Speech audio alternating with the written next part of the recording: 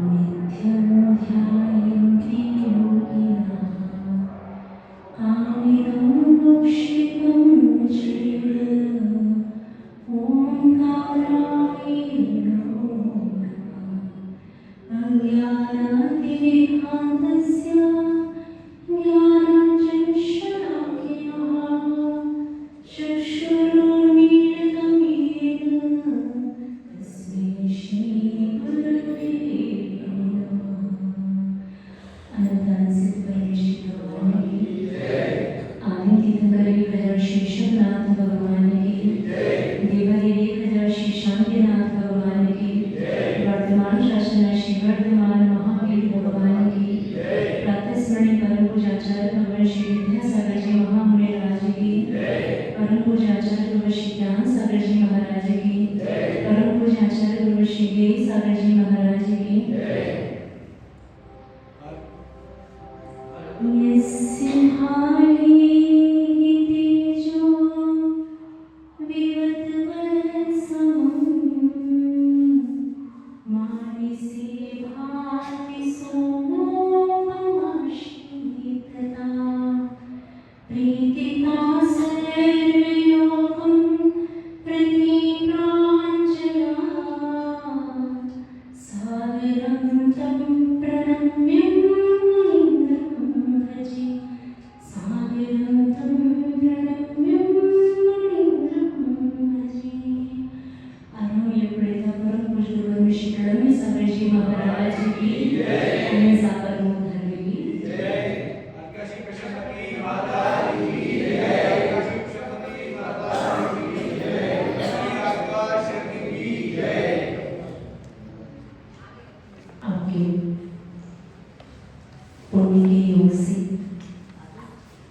अंतिम तीर्थंकर भगवान महावीर स्वामी की स्तुति उनकी अर्चना वंदना आपको सुनने का सौभाग्य मिला। और इसी स्तुति को आगे बढ़ाते हुए काव्य नंबर 53 पढ़ेंगे। उससे पूर्व मन वचन काय को शुद्ध बनाते हुए अपने मन को एकाग्र बनाते हुए दोनों हाथों को जोड़कर श्री वर्धमान सुंदर राज का मंत्र चले। श्री वर्धमान श्री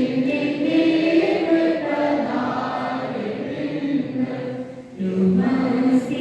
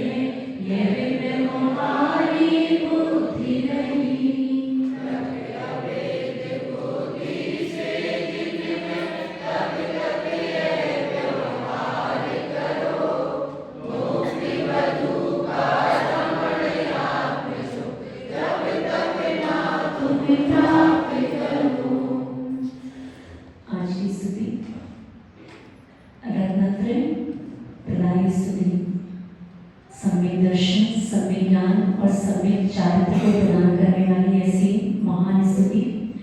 अगर आप भी चाहते हैं आपके जीवन में रत्नत्रय का प्रवेश हो, आपके जीवन में भी वो क्षण आए कि सम्यक दर्शन ज्ञान चारित्र का भाव आपके जीवन में भी प्रवेश करे, तो क्या करना? क्या करना?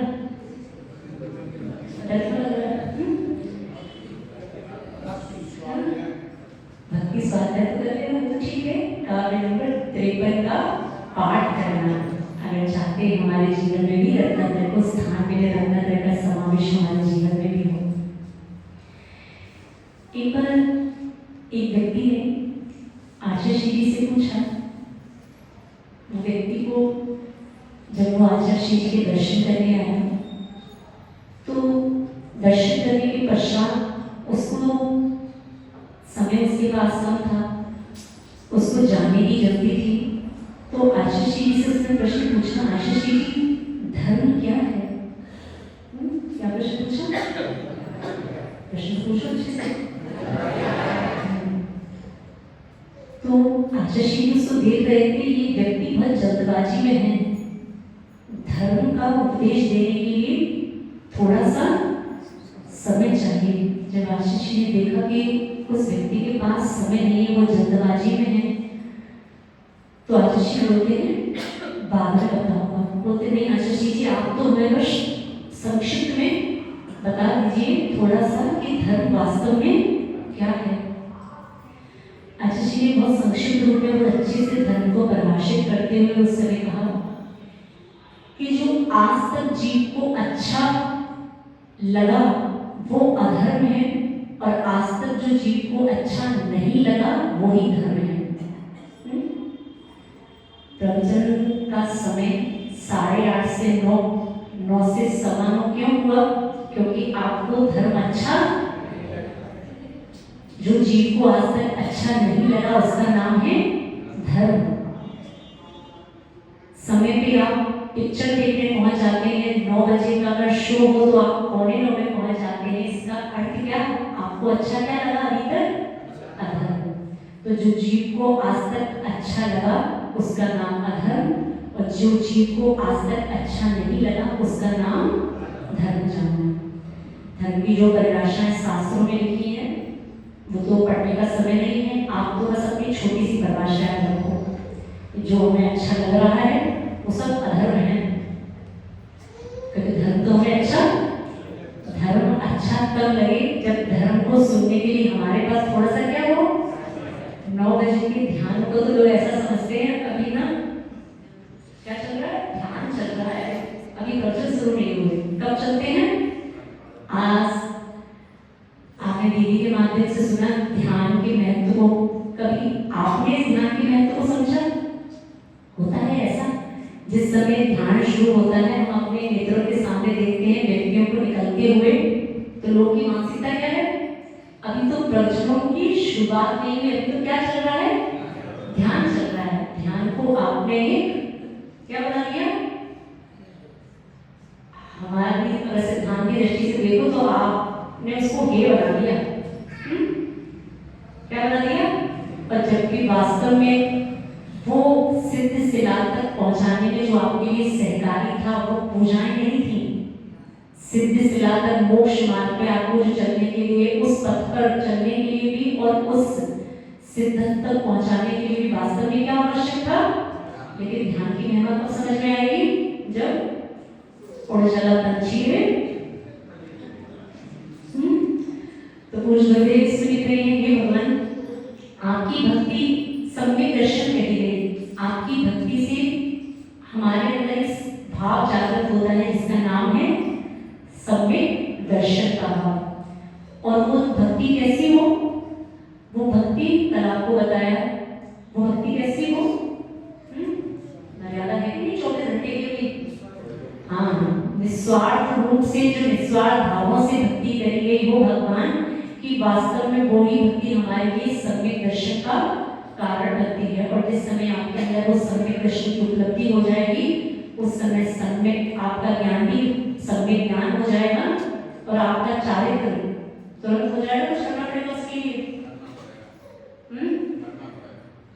कल 85 का ग्रंथराज में जब दीदी के साथ स्वाध्याय किया तब एक अच्छी सी बात निकल के आई। दीदी को तो पहले से पता था, मैं थोड़ा लेट बता रहा था। कल एक अच्छी बात निकल के आई कि आप समझते हैं मोक्ष मार्ग की शुरुआत कैसे होती है? बोलो किससे? सबसे पहले क्या बोलो तो किस बात का लग रहा है? डांटने वाले दिन चले गए, अच्छे दिन है। हाँ, तो सबसे पहला क्या? सम्यक दर्शन, फिर सम्यक ज्ञान और सम्यक चार्य। वहां पे आचार्य श्री कुंतु स्वामी महाराज ने लिखा कि सम्यक चारित्र के साथ मोक्ष मार्ग की शुरुआत है। सम्यक दर्शन और सम्यक ज्ञान तो उस चारित्र के विशेषण है। सम्यक ज्ञान और सम्यक दर्शन और ज्ञान क्या है? उस चारित्र के विशेषण है कि आपका चारित्र कैसा हो? सम्यक दर्शन से युक्त हो और सम्यक ज्ञान से युक्त हो। लेकिन वहां पे प्रमुखता किस बात की गई? आप सोच के देखिए, जब तक आपके जीवन में सम्यक चारित्र नहीं है, जब तक आपके जीवन में इस चारित्र का प्रवेश नहीं है, तब तक समझ के चलना सम्यक दर्शन और ज्ञान भी है, लेकिन तब भी हम मोक्ष मार्ग पर नहीं है। जिस चीज को लेने में आप बहुत डरते हैं, वास्तव में मोक्ष मार्ग की शुरुआत वहीं से है। ये लगता क्या है? हमने बड़े बड़े ग्रंथ पढ़ लिए, हम कहाँ चल रहे हैं? कौन से पथ पे? मोक्ष के पथ पे। मोक्ष के पथ पे चलना अपना वजन मानना, जिस दिन हमने हमारे अंदर चारित्र का भाव ग्रहण हो गया। कुछ गुरुदेव ने एक बहुत अच्छी बात कही, आप संसारी जीव, माता रानीपुर की बात नहीं कर रहे हैं, अब रानीपुर वालों के सामने बैठे इसलिए आपका कहने में आ जाता है, सभी संसारी जीवों की बात कर रहे हैं। आप अपने जीवन में संयम को लेने के लिए हमेशा भयभीत रहते हैं ना? आज अष्टमी का पर्व है, पता है? अरे कुछ नहीं पता क्यों? अब तो अष्टमी विशेष पता रखनी पड़ती होगी। पहले अष्टमी भले ही ना पता रहती हो आपको, लेकिन अब तो रहती होगी ना पता, थोड़ा सा कुछ विशेष जुड़ गया अष्टमी चतुर्दशी के साथ। तो कुछ जुड़ने में कहा अपनी देशना में कि आज श्रावक के लिए संयम को अपनाना बहुत मुश्किल है। कोई बात नहीं, आप बहुत बड़ा संयम अपने जीवन में नहीं अपना सकते, तो आप इस बात को समझ के देखिए प्रकृति क्या चाहती है। थोड़ा सा इस बात पे विचार करें। आप जब सुबह अपने निद्रा से उठते हैं, शयन करके आप जब उठते हैं, तो सबसे पहले आप बताएं आप क्या करते हैं? त्याग या ग्रहण? बात समझ में आ रही है? नहीं आ रही? आप जब अपने बिस्तर को छोड़ते हैं तो आप ग्रहण करते हैं कोई वस्तु या किसी पहले ली हुई वस्तु का त्याग करते हैं? बात समझ में आ रही है? हम कहाँ की चर्चा कर रहे हैं? हाँ, तो प्रकृति भी क्या कहती है? पहले आप त्याग करें, उसके बाद क्या करें? उसके बाद जो आपको करना है सो आप करें। प्रकृति भी आपको तब स्वस्थ रख सकती है जब पहले आप अपने अंदर का जो पहले का भरा हुआ है उसको पहले क्या करें? उसको विसर्जित करें। उसके बाद फिर आप क्या करें? अपने बाकी क्रियाएं करें, ग्रहण की क्रियाएं करें। ऐसा ही धर्म के साथ रहना। पहले हम क्या करें? पहले क्या करें? त्याग करें। कि प्रकृति हमें समझाना चाहती है, आपके रानीपुर में चलता है नहीं चलता हमको नहीं पता। एक आदत होती है कि हम मंदिर आने के से पहले बेड टी चलती है। बेड टी समझते? बिस्तर वाली चाय। कितने लोगों की आदत है बेड टी? सब अच्छी तरह चलो रखेंगे। अच्छा चलो बेड टी नहीं चलती कोई बात नहीं, बेड टी नहीं चलती, लेकिन वो टी तो चलती होगी जो सुबह हम उठे, हमने मंदिर में दर्शन किए, तब तक तो कुछ नहीं खाते पीते, सब अच्छे हो, इतने अच्छे लोग नहीं आते। मंदिर आने से पहले सबका सब कुछ त्याग है। ब्रेकफास्ट, जिसका नाम क्या है? कभी आपने ब्रेकफास्ट का अर्थ समझा? फास्ट का मतलब क्या होता है? नहीं, वो फास्ट नहीं, जल्दी वाला नहीं। फास्ट मतलब उपवास होता है। हाँ, उपवास को इंग्लिश में क्या बोलते हैं? फास्ट। जिस चीज ने आपके फास्ट पे क्या लगा दी? ब्रेक।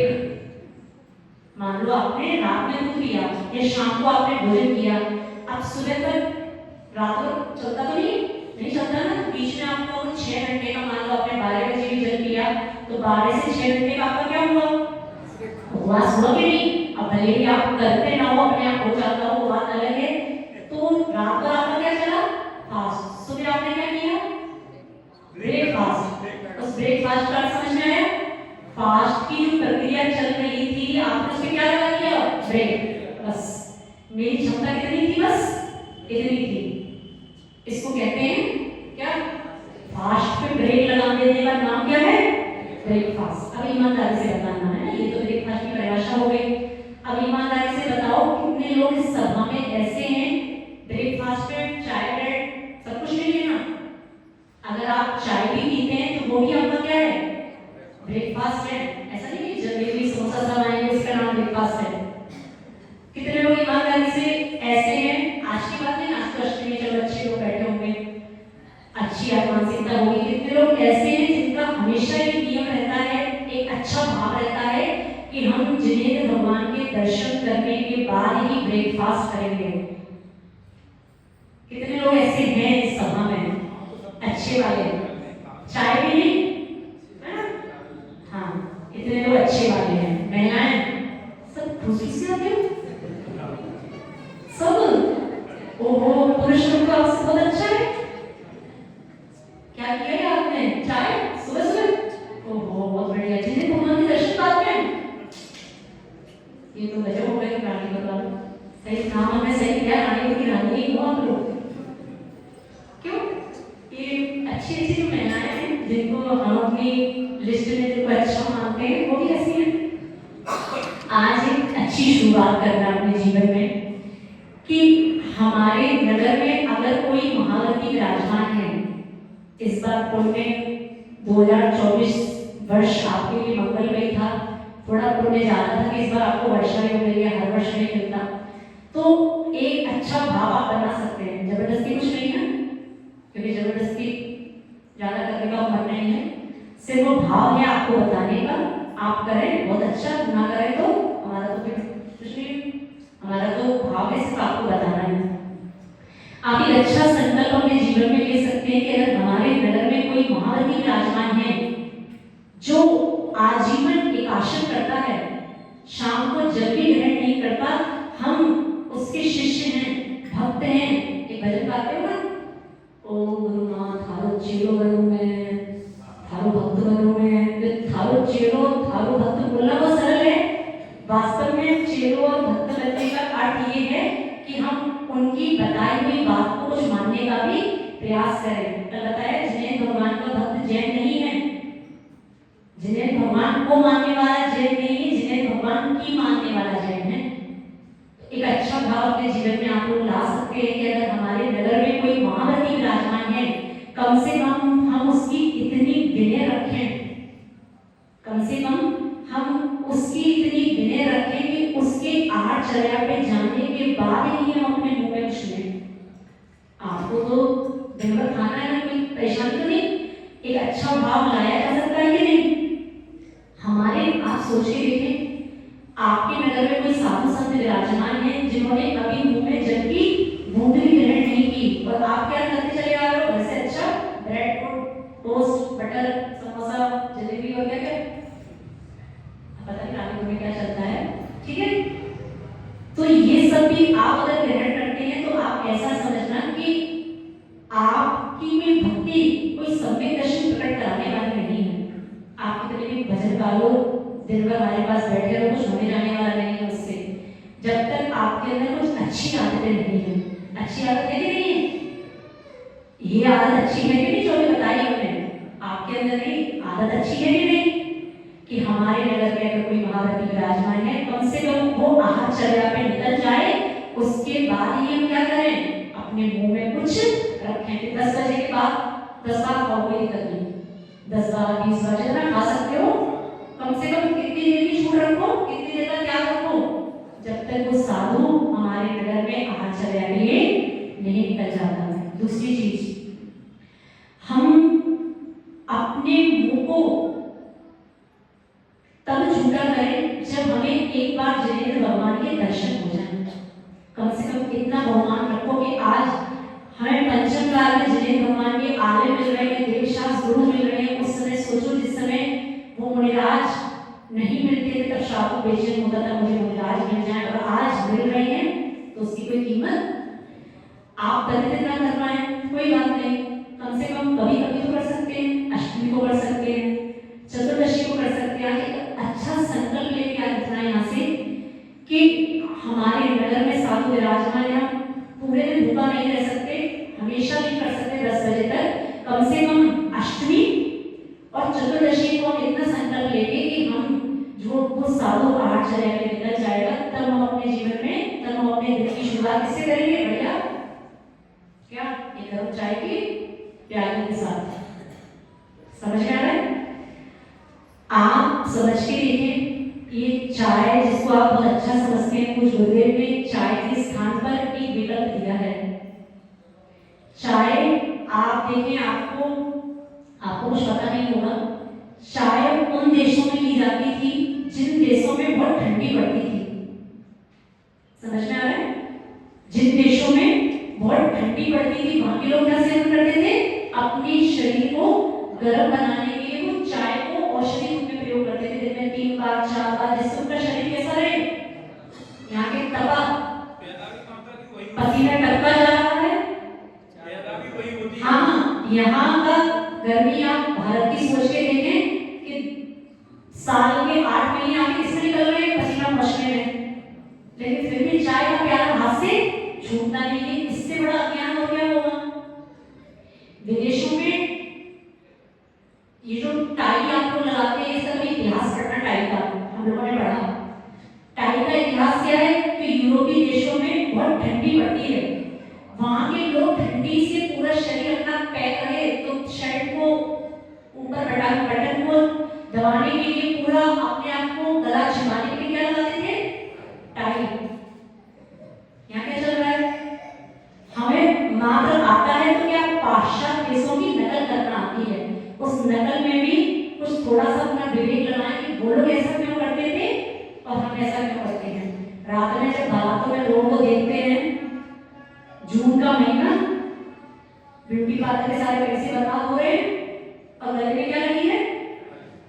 टाई लगी है। इससे बड़ी मूर्खता आपकी क्या बात समझ में आ रही? समझ के देखो कि हम कहाँ अज्ञात दशा में जी रहे हैं। गर्मी दिन भर की पड़ रही है और हमें क्या लगता है? अभी कुछ बेटियों से हमने कहा, बेटा ये चाय बहुत ज्यादा चल रही है, तुम लोग के जीवन में 3-3, 4-4 ग्लास चल रही है, थोड़ा सा इसको कम करो। उसने कम करने का प्रयास किया होती, माता जी आपने बताया था, हमने कम करने का प्रयास किया, लेकिन इतनी तीव्र वेदना हुई सिर में कि फिर बिस्तर पकड़ना पड़ा। आप सोचें, आप अपनी आदतों को पहले इतना बिगाड़ लेते हैं, फिर जब वो परिवर्तन आपके जीवन में होता है, फिर आपको क्या होती है? फिर आपको बड़ी पीड़ा होती है। आप समझ के देखें, यहाँ के भी लोगों ने, कुछ लोगों ने जो गलत वस्तुओं का त्याग किया, परेशानी मां कितने दिन हुई?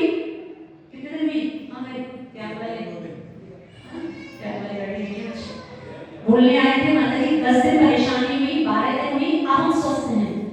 तो ये सब अच्छी आदतें अगर आपके जीवन में आती हैं तो कुछ बुरी बात है क्या? समझ में आई? चाय में निकोटिन नाम का पदार्थ होता है, वो निकोटिन नाम का पदार्थ आपके शरीर में नशा उत्पन्न करता है, इसलिए निषेध किया किसको पीने का? चाय को पीने का। लेकिन आपको क्या लगता है, जब तक माता जी चाय नहीं मिलेगी तब तक तो हमसे काम होता नहीं। आप चाय के स्थान पे अगर विकल्प चाहते हैं जिससे बहुत लोगों की चाय छोटी, आप उन विकल्पों का प्रयोग कर सकते हैं।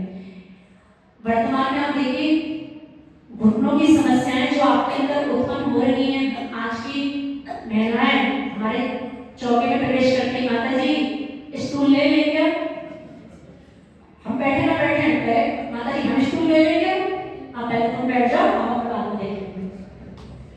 ऐसे ही होता है चौकों में। आहार लेते समय आप इतनी अवस्थित होकर आहार देते हैं कि साधु से पूछे बैठते हैं। मान लिया कि आपको रोग है, आपके घुटने काम नहीं कर रहे, ये घुटने खराब हुए कैसे? ये घुटने आपकी चाय पी के खराब हुए। अगर आप कभी मोबाइल का प्रयोग अच्छी बातों को ढूंढने में करें तो घुटने खराब होने में सबसे बड़ा कारण है निकोटिन। क्या निकोटिन कहाँ है? महिलाओं को कहाँ से मिल रहा है? चाय से मिल रहा है। आप चाय पी के पहले तो अपने घुटने खराब कर लिए, फिर बाद में स्कूल गुरु मंदिर में भी आके सबसे पहले गंगा जी आपको तो बात लेके पहले क्या ढूंढ लें? होता है कि नहीं? मंदिरों में आजकल नीचे बैठने की परंपरा समाप्त होती जा रही है। अभी हम यहाँ थे पवाजी में विधान, उस समय सिद्ध चक्र महामंडल विधान चल रहा था, तो पवाजी में जब बैठने की व्यवस्था देखी, सब पुरुष महिला सब किस पे विराजमान थे? सब कुर्सियों पे। तो उनसे कहना पड़ा विधान में अगर हमारा सानिध्य चाहिए तो पहले नीचे बैठना पड़ेगा। आप समझ सकते होंगे मंदिर में पूजन करने का क्या आपका विनय का भाव आ सकता है जब आपके गौरव पैर श्री के सामने बैठे हुए हैं। विनय का भाव कब आता है? जब आप आसन में बैठे, सुखासन में बैठे, पद्मासन में बैठे, कभी भी दोनों पैरों को सामने सीधे करके कभी भी पूजा नहीं होती, कभी भी ध्यान नहीं होता, कभी भी कोई धार्मिक क्रिया नहीं होती। लेकिन मंदिरों में देखने क्या मिलता है? क्या यहाँ नहीं, हम सब जगह की बात बता रहे हैं, हर स्थान की एक ही समस्या है। आपको मंदिर में बैठने में सबसे पहले क्या चाहिए? टोकने का तो मतलब नहीं है, टोकने का मतलब इसलिए नहीं है तब तैयार माता जी घुटना खराब क्या कर सकते हैं। समझ में आ रहा है? तो ये सब बातें भी थोड़ा सा ध्यान रखने वाली है कि अगर हमें बैठने में नहीं आता कोई बात नहीं, हम मंदिर में स्टूल का प्रयोग नहीं करेंगे। एक बार बैठने तो देखो, अभी मेरे अंदर कक्ष में गर्मी कमरे में एक महिला आई, तो हमें तो बाद में बदनामी तो बात देख लेंगे, पहले क्या ढूंढना है? हाँ, तो बदनामी बाद में पहले स्टूल ढूंढो। तो स्टूल ढूंढती रही, तो मैंने इशारा किया नीचे बैठ जाओ। नहीं माता जी बहुत ज्यादा समस्या है, मैंने कहा बैठने का प्रयास करो। बैठ गई 1 मिनट में। कैसे बैठ गई? साधु ने कहा इसलिए आप समझ के देखिए कि हमारे अंदर इतनी शक्ति की छीड़ नहीं है कि मंदिर में बैठ ना सके, लेकिन हमें ऐसा लगता है हमने अपनी मानसिकता बना रखी है कि हम बीमार हैं। समझ में आ रहा है कि नहीं? मान लो आपसे नहीं बैठा जाता, आप प्रयास करें कि जब हम मंदिर में आएंगे कोई बात नहीं, हमें सहारा लेके बैठना पड़े, हम सहारा लेके बैठेंगे। हम किसी वस्तु को पकड़ के बैठे हैं, उस वस्तु को पकड़ के बैठेंगे, लेकिन मंदिर में हम श्री जी के सामने कभी स्टूल और चेयर का प्रयोग नहीं करेंगे। तब वास्तव में आपकी कोई पूजा सार्थक हुई, वरना श्री जी के सामने स्टूलों पे कुर्सियों पे बैठने से कुछ होने जाने वाला। समझ में आ रहा है? इसको भी एक तपस्या मान के चलो। श्रावक के लिए तब बताए आपकी आवश्यक है, उसके तब आप कैसे मान लेना कि आज मेरा तब क्या है। तब मैं आपको बड़े तब तो करते नहीं, तब इस रूप में कर लेना कि मैं मंदिर में स्टूल प्रयोग नहीं करूंगा। ये भी मेरा क्या है? मुझे बड़े तब करने नहीं आते, मुझे एकादशी करने नहीं आते, मुझे उपवास करने नहीं आते। मेरा सबसे बड़ा तब क्या? मेरा सबसे बड़ा तब कि मैं श्री जी के सामने विनय भाव में उनके चरणों में बैठूंगा। कभी भी श्री जी के सामने में ऊंचा बैठने का, गुरुओं के सामने भी ऊंचा बैठने का प्रयास आप बैठते तो देखो, क्या पता नीचे बैठते बैठते आपकी भक्ति इतनी बढ़े कि उठने की समस्या ही आपकी ठीक हो जाए। बात समझ में आ रही? अब निकोटिन की समस्या जो आपने उत्पन्न करी, इसका समाधान क्या? पहला समाधान तो क्या कि आप अगर चाय का त्याग करने का भाव बनाना चाहते हैं, जबरदस्ती कुछ नहीं है, संकल्प कुछ नहीं है, मात्र आपको समझाना है कि आप अपने आगे चलने वाले जीवन को कैसा अच्छा बना सकते हैं। चौपड़ा खुले शासक तीर्थ क्षेत्र संदेशकर जी, चौपड़ा खुले क्या मिलता है? उकाली। एक बेटी आई, मतलब जी उकाली सिखा दो। हमने कहा ठीक है, साधु वो भी सिखा दे, उसमें कोई दिक्कत नहीं है, तो वस्तु बतानी है ना, तुम्हारे घर पे जाकर चलाना तो है नहीं हमको। आप सोचे बेटियां भी प्रयास कर रही है कि माता जी के चतुर्मास में कम से कम हमारा इतना काम हो जाए कि हमारी चाय छूट जाए। चाय को छोड़ने के करना क्या करना? उकाली बनाना। उकाली बनानी आती? अब रेसिपी मंत्र में बनानी तो नहीं पड़ेगी, सबको उकाली बनानी आती। आप 15 दिवस उकाली का प्रयोग करके तो देखिए, 16वें दिन आप हमसे कहेंगे माता जी हमारी चाय छूटना इतना आसान था, हमको तो इस बात की जानकारी नहीं थी। गृहस्थ माँ को जिनको आपने देखा कि उस दिन पूर्व 3 बार चाय पीने का व्यसन था, हमको भी था। अब है वो क्या, ऊपर से थोड़ी ना आएंगे। तो चाय पीने का व्यसन उनका छुड़वाया, कैसे छुड़वाया? कि उकाली पियो, दिन में मात्र 1 माह लगा और 1 माह पीने के बाद अब वो कहती है ये पहले बता दिया होता तो इतना 50 साल की 60 साल की क्यों हमने जीवन में अपने चाय में खराब करे। आप अच्छा भाव बनाने का प्रयास करें, साधु आपको अच्छी बातें समझा सकता है। अब ये आपके ऊपर है कि उन अच्छी बातों को ग्रहण करें या ना करें। निकोटीन जो आपके शरीर को विषैला कर रहा है, जो आपके घुटनों को खराब कर रहा है, अगर आप चाहते हैं कि आगे आने वाले समय में आपका शरीर इतना स्वस्थ रहे। अभी भी कुछ दादी माँ देखो मंदिर में कभी शाम को 4 बजे पहुंचना, दादी माँ स्वाध्याय करते हुए मिलती हैं। एक भी दादी माँ ऊपर नहीं बैठती। आज दादी माँ से पूछो इनका शरीर का स्वस्थ कैसे चल रहा है, जो भी वो कारण उनसे पूछ लेना। लेकिन ये पुराना अच्छा अपना खाना का, अच्छा भोजन का, अच्छा खान पान का, उससे शरीर अच्छा चल रहा है। तो क्या करना पड़ेगा चाय छोड़ने के लिए? क्या पूज्य गुरुदेव ने तरीका और बताया, ये तो बारी हो गया। लेकिन आप चाहते हो घुटने आपके मजबूत हो, उसके लिए चाय और है। ये तो घुटने खराब करने वाली चाय थी, एक चाय और है जो आपके घुटने को, आपकी हड्डियों को मजबूत करती है। कौन सी वाली पी? ये खराब वाली या अच्छी वाली? माता जी तो अपनी उसी में राजी है। माता जी हमारी तो बहुत वाली अच्छी है, कोई बात नहीं, सुन लो। क्या पता सुनने के बाद एकाजी पे परिणाम बदल जाए। मेथी होती है, सूखी मेथी, आप चाहें तो उस सूखी मेथी को पानी में उबाल के, जैसे आप चाय को थोड़ा सा उबालते हैं फिर उसको छान के पीते हैं, ऐसे ही आप क्या कर सकते हैं। अगर चाहते हैं कि हमारा स्टूल कुर्सी छूट जाए तो आप मेथी, 1 चम्मच मेथी को लेके उस पानी में उबालें और आधा उसको उबालने के बाद जब उसका आधा सत्व रह जाए आप उसको सेवन करें। इससे क्या होगा, उस मेथी को भी खा लें। वो मेथी इतनी गुणकारी है, आपके घर में इतनी मेथी रखी है, लेकिन आपकी मेथी कब प्रयोग में आती है? या तो अष्टमी चतुर्दशी को, या फिर वो कुछ गंदी गंदी चीजें बनती है ना, अचार उसमें डलती होगी, या फिर कभी कुछ और चीजों में प्रयोग आ जाती है। कभी उस गुणकारी मेथी का प्रयोग समझो। आप क्या करते हो, मेथी की सब्जी आपने बनाई तो आपने सबसे पहले किसको फेंका? उसके पानी को, जबकि सारा गुण किसमें था? उसी जल में। करेले के छिलके को छीला और छिलका कहाँ? सारा गुण किसमें था? ऐसे मूर्खता वाले काम होते हैं, समझ में आ रहा है? तो आप मेथी को उबाल के अगर पिए, थोड़ा सा कड़वा में लगेगा तो कोई बात नहीं। डॉक्टर जब दवाइयों को पर्चे लिखता है तो दवाई बहुत मीठी होती है, बहुत मीठी। वो डॉक्टर की हजारों, 50 हजार की दवाइयां खाना मंजूर है, लेकिन हमें अच्छी अच्छी चीजें खाना मंजूर नहीं है। बात समझ में आ रहा है? अपने ही घर में अपनी रोगों की औषधि रखी है, लेकिन अज्ञान के कारण हमको पता नहीं है कि ये हमारे घर में रखी हुई वस्तुएं भी क्या हैं। पूज्य महर्षि के पास सतना में एक वैद्य आए।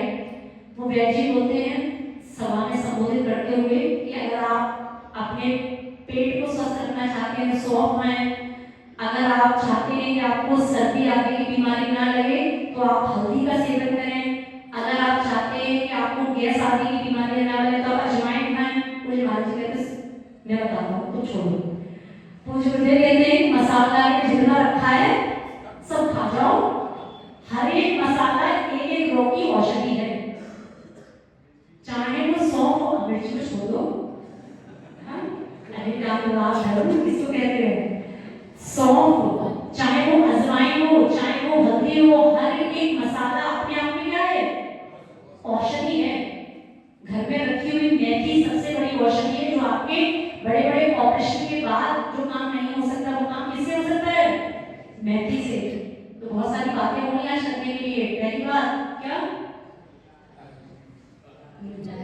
पहली बात शुरुआत कहाँ से करनी थी? चाय से नहीं, शुरुआत तो कहीं और से करनी थी। ब्रेकफास्ट। अगर हमारे घर में कोई साधु विराजमान है तो हम कम से कम अपने जीवन में इतना संयम लाएं। दिन भर तो संयम का बात कुछ नहीं होता। कम से कम सुबह 10 बजे तक क्या रखें? 10, सवा 10, साढ़े 10 तक क्या रखें? संयम। उसके बाद तो फिर टूट पड़ो। हो सकता है कि करके देखना, हो जाए तो बहुत अच्छी बात है। हमेशा ना हो पाए तो कम से कम अष्टमी और चतुर्दशी को, जैसा आपकी योग्यता हो, योग्यता तो बहुत है, लेकिन आप जैसा अपने मन को समझाना चाहें वैसा आप कर सकते हैं। शक्ति सबके अंदर है, किसी के अंदर शक्ति की कोई कमी नहीं है। ठीक है, तो नियमों का हमने आपको बता दिया है। आप जैसा अच्छा भाव लेना चाहें आप ले सकते हैं। प्रतिदिन भी लेना चाहें प्रतिदिन भी ले सकते हैं कि भगवान जब तक हम आपके मंदिर में श्री जी आपके दर्शन नहीं कर लेंगे तब तक हमारे चारों प्रकार के आहार का त्याग है। अभी सुन लो, बाद में जब जिसका मन बने हमें बता जाना कि माता जी हमने ऐसा ऐसा संकल्प लिया है। कुछ अच्छी बातें जीवन में ग्रहण करोगे तब वास्तव में कोई वर्षा योग की उपलब्धि होगी। वरना साधु आएंगे और साधु 2 माह 1 माह 3 माह बिताने के बाद चले जाएंगे, जीवन में कुछ अच्छा होने वाला नहीं है। चाय छोड़ने के लिए आपको काली का प्रयोग करें, घुटनों की शक्ति बढ़ाने के लिए, हड्डियों को मजबूत रखने के लिए आप मेथी का प्रयोग करें, मेथी की चाय का प्रयोग करें। उस मेथी को भी आप सेवन करें। आपके मंदिर में जो बैठने की गलत प्रवृत्तियां हैं वो आपकी नियम से छूट जाएंगी। लेकिन छूटेगी कब? जब हम कुछ अच्छा करने का भाव करेंगे, कुछ अच्छी बातें जीवन में आएगी। एक छोटी सी अच्छी आदत भी आपके जीवन में बड़ा सुधार ला सकती है। जो काम बड़े बड़े डॉक्टर्स की दवाइयों से नहीं हो पाता, एक तो सुनी थी बात, जहां काम आवे सुई वहां का करे तलवार। समझ में आ रहा है? तो आप इन सब वस्तुओं का सेवन करके अपनी गंदी आदतों को छुड़ा सकते हैं और वास्तव में भगवान महावीर स्वामी की देशना को सुनना तब सफल होगा जब आप अपने जीवन में कुछ अच्छा लाएं, अच्छा सुने भी, अच्छा बोले भी और जीवन में कुछ अच्छा बोले भी। इसी भावना के साथ श्री भगवान महावीर भगवान की तो जितना ज्ञान हमने दिया है ये साधु होने का ज्ञान चौके में कुछ लोग ऐसा हो जाता है, माता जी ये वस्तु ले लो, इसकी हड्डियां मजबूत होती है, अंतराय के कारण है। ठीक है, थोड़ा ध्यान रखना है। आपके मुख से कोई भी ऐसा शब्द जो शरीर के अंदर जो है पदार्थ, हड्डी वसा आदि, रक्त आदि, आप अगर साधु के सामने आहार में इन शब्दों का प्रयोग करते हैं तो साधु के लिए है ना, तो हमारी हड्डियां देख लेंगे, है ना, हाँ हो जाता है कभी अज्ञान प्रचार नहीं, थोड़ा सा बादशाह के कारण हो जाता है।